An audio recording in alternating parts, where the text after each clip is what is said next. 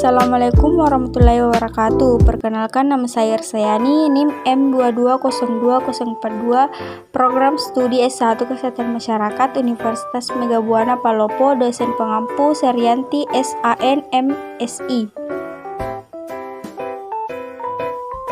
Yang pertama, pengertian korupsi. Korupsi adalah tindakan yang dilakukan oleh pejabat publik di mana mereka menyalahgunakan kepercayaan publik yang dikuasakan kepada mereka untuk mendapatkan keuntungan sepihak. Yang kedua, bentuk-bentuk dan contoh korupsi.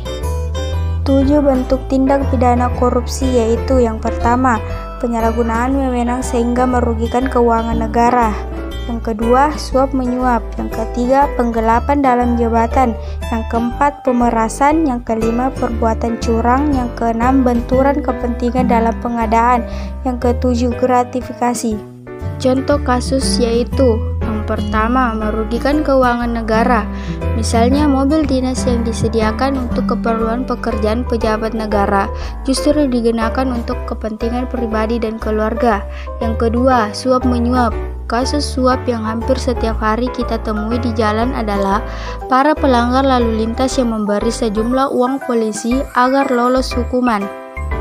Yang ketiga, penggelapan dalam jabatan yang bisa terjadi seperti karyawan yang memiliki jabatan sebagai kepala gudang yang menggelapkan atau menyimpan barang perusahaan yang ditujukan untuk keperluan atau kepentingan pribadi. Yang keempat, pungutan liar atau pungli yang dikenakan oleh aparat kepada masyarakat sebagai tarif pengurusan dokumen tertentu, padahal seharusnya dokumen ini bebas biaya. Yang kelima, perbuatan curang. Segala bentuk kecurangan sama dengan korupsi. Contoh, pemborong proyek bangunan yang melibatkan kecurangan kontraktor, tukang ataupun toko bahan bangunan. Yang keenam, benturan kepentingan dalam pengadaan.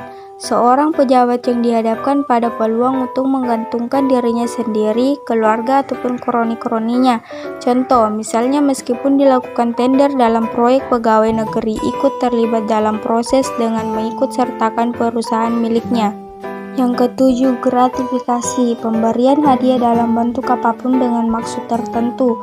Contoh, misalnya memberikan tiket perjalanan gratis, paket liburan gratis, parsel hari raya, dan lain-lainnya. Selanjutnya yaitu penyebab korupsi. Ghosn teori. Yang pertama, greed atau keserakahan. Yang kedua, opportunities atau kesempatan. 3, needs atau kebutuhan. 4, exposure atau pengungkapan.